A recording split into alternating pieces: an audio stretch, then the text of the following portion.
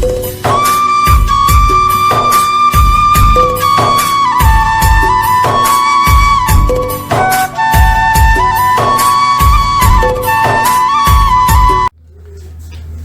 विचार 356 में आप सभी मित्रों का स्वागत करता हूं।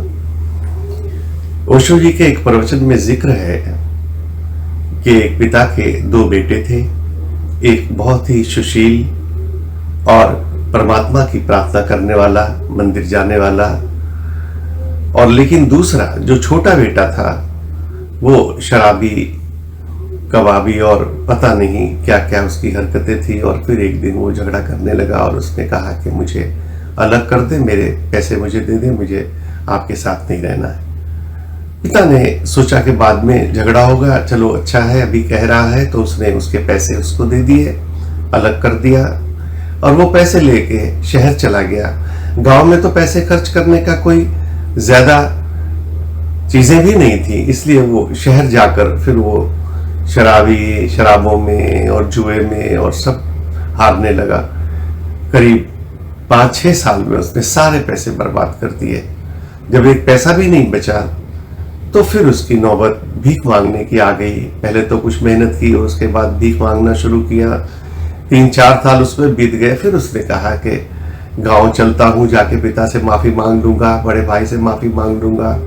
यहाँ भीख मांग कर खाना तो अच्छा नहीं लगता है। और वो उसने वापिस आने की सोची। एक आदमी ने उसको पहचान लिया और आकर पिता को बताया कि आपका छोटा बेटा शहर से वापिस आ रहा है।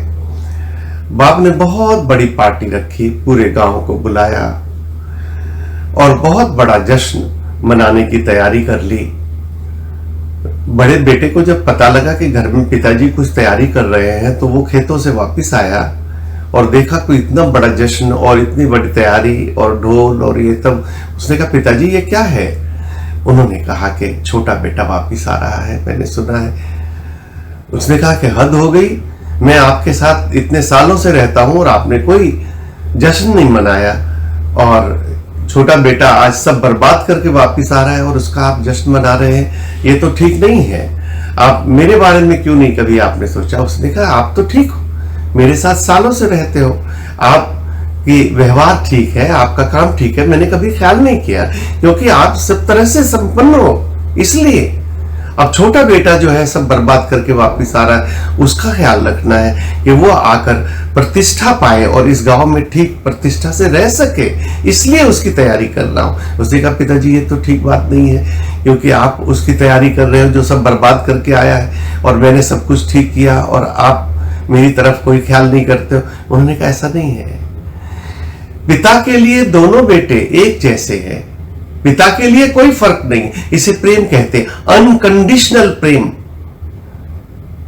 कहता है, तर्क तो यही कहता है कि उसके साथ वो व्यवहार किया जाए, उससे भीख मंगवाई जाए और गांव में भी उसकी प्रतिष्ठा न है, ऐसा कुछ किया जाए। लेकिन प्रेम तर्क नहीं जानता है, प्रेम प्रेम है। पिता का प्रेम था। उन्होंने कहा कि नहीं बेटा, वो आए, उसको ठीक उसी प्रतिष्ठा से यहाँ पर हमने रखना है और वो भी गांव में, अब वो सुधर गया है, अब ठीक हो गया है और वो भी गांव में उसी तरह रहे जैसे तुम रहते हो।